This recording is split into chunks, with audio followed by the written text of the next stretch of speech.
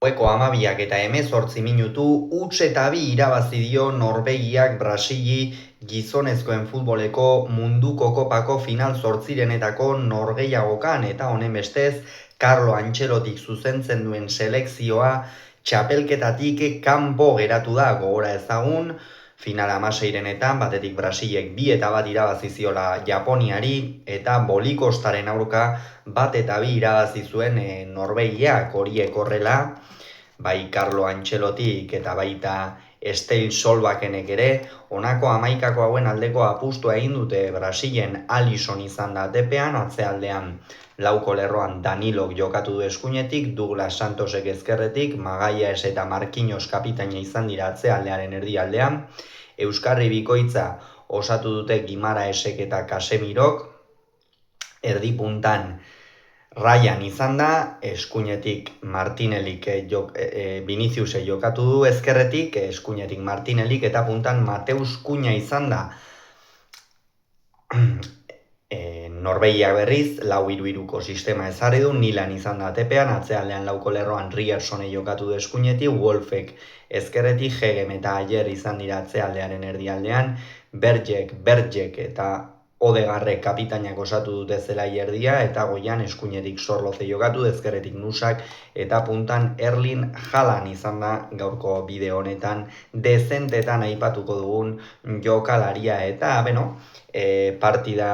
jada hasieratik bero hasi da, izan ere 10. minutuan Ayerrek penalti garbia egin dio Mateus Cunhari, jada baloia galduta zuela zangotrabatu egin du Brasileko jokalaria eta horren ondorioz Mateus Cunhari egindako penalti hori epaileak ez du aipatu, norde izan den gaurkoan epailea, baina Ismail Elfat izan da, hain zuzen ere Estatu Batuetako epailea eta barrean laguntzaile Tatiana Guzman izan du eta, oro har partida ongi eraman du, baina aipatuko du azken unean apur bat ies egin diola Norvegiagokak. Kontua kontu, 10. minutuan aipatu dugun bezala penaltia izan da eta hor,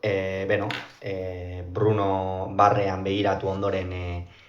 adierazi du eta Bruno Guimaraesen penaltiari erantzun bikaina eman dio gaur oro har Norgehiagoka bikaina zikoitza jokatu duen Milanek. Haze partida jokatu duen Norvegiako atezainak, egia esan aspaldian ez nuen halako partidarik ikusi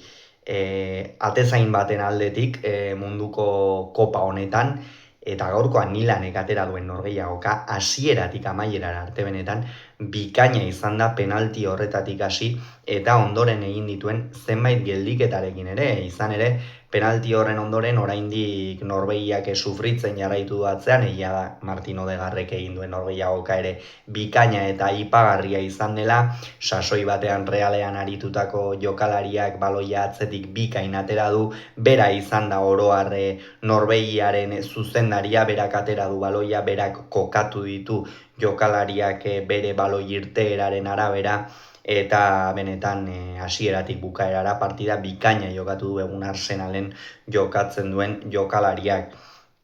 Norvegiak ere izan ditu bere abaguneak lehen zati horretan, baina gutxi egia da. Eta Brasilek, jarraitu du ez, Viniciusekin, Ryanekin, batez ere bi horiek bilatzen saiatu da, bi horien abiadura eta area alik eta azkarren zapalduz, Norvegiari min egiteko asmota, baina ez du lortu, ez du baloia behar bezain bizi mugitu zelai erdian, paseak ere Norvegiako atzelariek defendatzeko hasiera batean mintzat erosoak izan dira, eta ez du fin ikusi batez ere azken metro horietan Brasil, ez? Hala ere, hegaletan ez du konbentzitu, Norvegian nonbait entrenatzaileak, eta Norvegiak nonbait ez du konbentzitu entrenatzailea, eta ondorioz Nusa eta Sorloz kendu eta Bob eta Schelderup atera ditu bigarren zatian, eta Bai, funtsezko aldaketak izan dira beste aldaketa bat, beste norabide bat eman diote Norvegiari, esango nuke hegaletako jokalariek ere oro har bigarren zatia aurrera joan denean batez ere Norvegia pixkanaka partidaren kontrolarekin egiten joan dela, Brasil baloiaren jabetza galtzen joan da, ondorioz ez ditu erasoko hainbat jokalari edo jokalari asko batu bere zelaian, eta alde horretatik Norvegia ongi ikusi dugu, oro har partida ona egin du, ona osatu du, lehenengo zatian atzealdean irmo aritu hartzenean sendo aritu, Brasil erraztasunak eman gabe, eta bigarren zatian baloiaren jabetza edukitzeko aukera eduki duenean, ez eduki bakarri baizik eta ongi mugitu eta Brasili gainera min egin, pixkanaka Erling Brot Haaland ere gaurko partidako protagonista nagusia izan dena agertzen hasi da, bere agerpena funtsezkoa izan da Brasilientzat, Norvegiarentzat, eta Brasilek, ikusi dugu Hendrik atera du, Kuñaren ordez, Danilo ere Ryanen ordez, Neymar bera, ez egia esan inor gutxik espero zuen Neymar aterako zuenik, eta iruditzen zait Antxelotiren aldetik behintzat Neymar ateratzea akatsa izan dela, izan ere ez zait iruditzen dagoeneko goi mailan jokatzeko jokalaria denik, eta are gutxiago lesio batetik etorrita, ez? Eta alde horretatik simbolikoki ulertzen dut, Neymar atera izana, badakigulako zer suposatzen duen Brasilen futbolarentzat, oro har, bere garaian Messirekin eta Suarezekin batera Bartzelonan munduko aurrealderik onena osatu zuten, inolako zalantzari gabe, 2015ko txapeldunen liga hori irabazita, ondoren guztiok dakigun bezala ez zuen asmatu Paris Saint-Germainera joaten, dirua irabazi bai, baina kirol aldetik behintzat ez zuen asmatu, eta gaur egun ez zait iruditzen horrelako erritmoko Norvegiagoka jokatzeko dagoeni, baina Antxelotik atera du, eta behintzat ikusi dugu presioan lasterka, baina ez da nahikoa izan, eta 79. minutuan Schelderupen erdiraketa, Brasilek ez du bat ere ongi defenditu, Haalandek erraz irabazi dio buruz postua askotan bezala magaia esi, eta Norvegiako izarrak, egungo izar nagusienetako batek, hutseta batekoa ezarri du. Gaurkoan Haalanden Norvegiagoka deskriba ezina